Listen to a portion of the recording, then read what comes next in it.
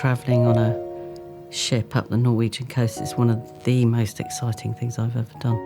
For me as an artist, it stretched every area of me, really. It can't get more beautiful, can it? I don't think. I feel very emotional about being able to see nature like that. Being able to sort of spy on the landscape from the sea and step ashore and get a sense of how people live in these little off islands. This perpetual daylight, it's almost like it's demanding your attention. It's making you keep looking and keep being awake. It has a cinematic quality to it.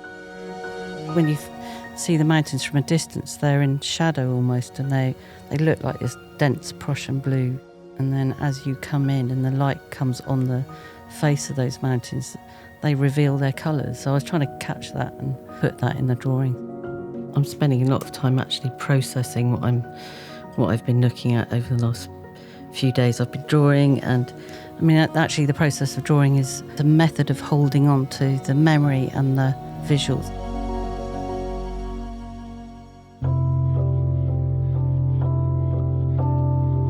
Those drawings, they're an immediate response. So when I look back at them, I get all those feelings back that I had when I was initially looking at the landscape. It's like a doorway into that experience.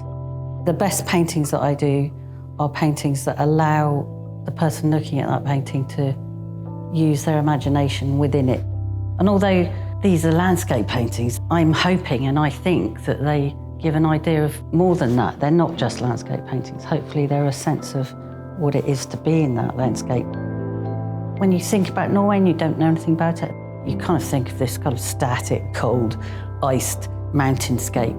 But it's so much more than that. It's so much more dynamic and colourful, actually. When we started out the journey, it was green and verdant and populated. And the further north we moved, the bluer and colder it became and wilder. Imagine what it was like taking that journey 130 years ago and how brave people were to do that. Stepping into this magical world, perpetual light, it created this sort of calm, misty, silvery, magical world. And the landscape allows you to imagine all sorts of things. You know why stories developed, you know why trolls are in children's stories, because there's so much space in the landscape and there's so much intrigue, actually. I think that's why it's the land of fairy tales.